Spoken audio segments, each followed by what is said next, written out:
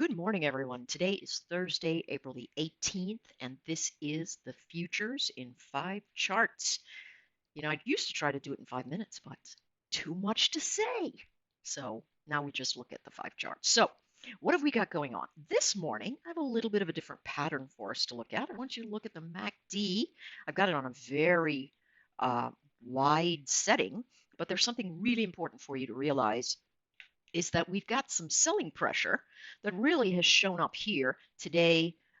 We had a good jobs report for jobless claims, and the chart has bounced, but it's not coming up over here. And once we see this particular arrow in this formation right here, it tells us, listen, we've got selling pressure, so if it bounces, it's still likely to fade. This is our frontline support.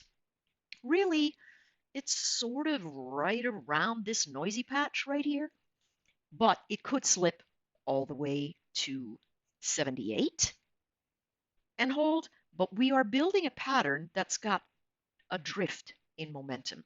And so I would be very careful to buy any upside pressure here. It just is not showing. What I would say is if you want to take a look at the overall trend and say, hey, I want to trade with the trend, that's the only reason I use a moving average. A lot of folks use moving averages to define what they are doing in terms of saying, hey, if I'm above this average or I'm below this average. I think that might be just a little bit too rigid for the marketplace. Um, you know, we live in a shade of gray here. And so above or below, a golden cross, whatever they are, I don't even know what the other one is called, the death cross, something like that. Those things, neither here nor there. Okay, statistically, if you look at all that data, it only matters when there's trend.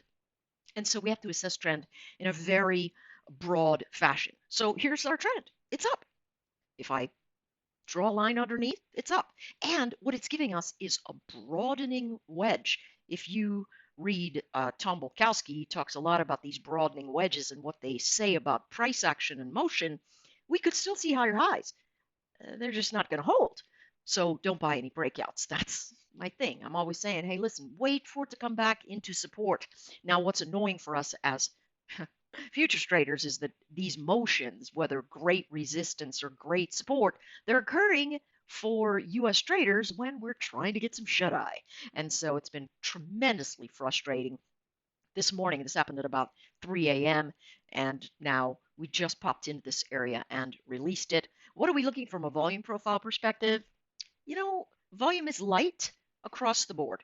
There's just not a lot of participation to the upside. Watch your time and sales. Today, I would suspect we could have a bit of whipsaw because of shenanigans on Capitol Hill and chatter up there. Whatever the case is, realize anything that moves very high to the upside is not going to hold. And because relative trend is still upward, drifts to the downside will eventually catch hold and provide support. You've just got to be patient with the trade. For the NQ, I took the lines off so I could draw them together with us. For the NQ, it's still much more bullish than the ES. And, a dozen reasons for that.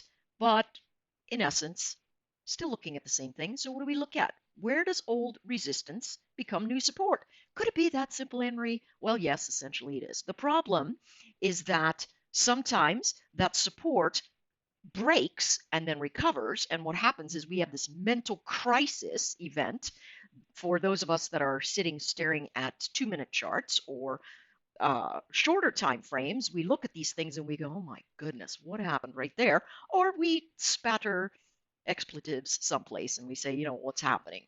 And in the end, we have to realize that the commentary of the trend being your friend is a true thing until it's not. And so what we have to do is say, wait a second, if this holds, it should resolve. And that's really what you want to focus on, right?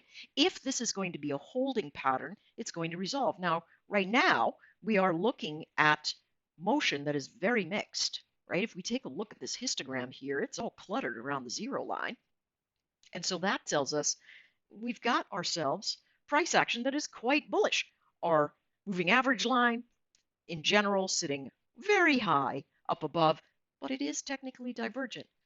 The rub is it's been technically divergent for 200 points. And so you can't use technical divergence to stage a trade. You can only use it to tell you about relative strength in the move and how you should behave, support to resistance, resistance to support, and so on and so forth.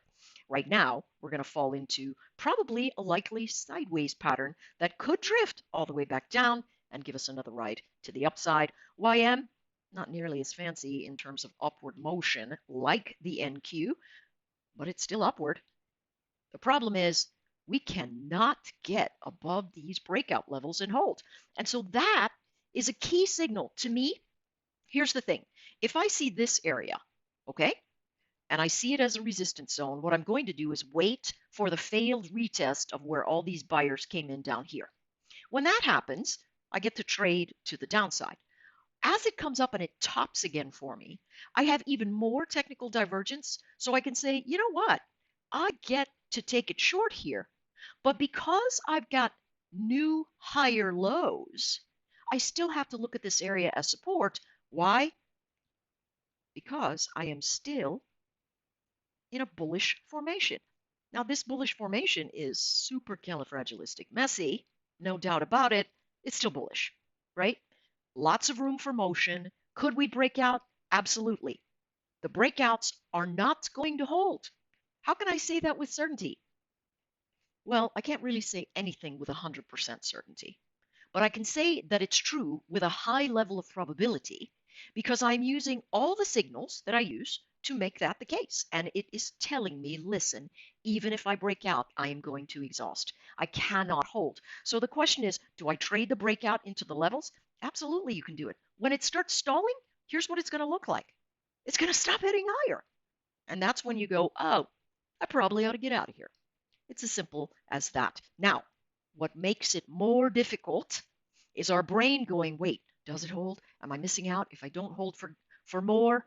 And this is a place really where trend is so messy, momentum is so mixed that a bird in the hand is worth two in the bush. All right, let's take a look at this one. This one's become really, really sideways in the last couple of days, particularly. We have a lot of news. That news is keeping us range bound, right? We have quite a bit of negative drift, quite a bit, but we are still holding our support zones, and that support zone is higher right now. So what do we look for? Pullbacks to give us buy zones. And when we get to here, 1, 2, 3, 4, 5, yeah, we're going to find sellers. Now, the question is, how many of them are there? Here's what we do. We look for the sellers, and they're going to show up just like this. You can look at a tighter time frame if you like.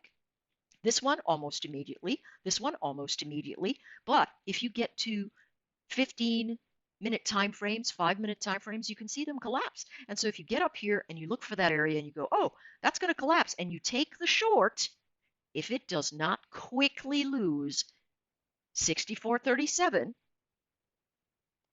you need to take your money and run because it could easily hold. What is this formation, right? What happens to a chart that breaks a trend by time and not price? Yeah, it breaks out in the direction of trend. That's what we have to be careful about. That's why the pullbacks are the best buy zones.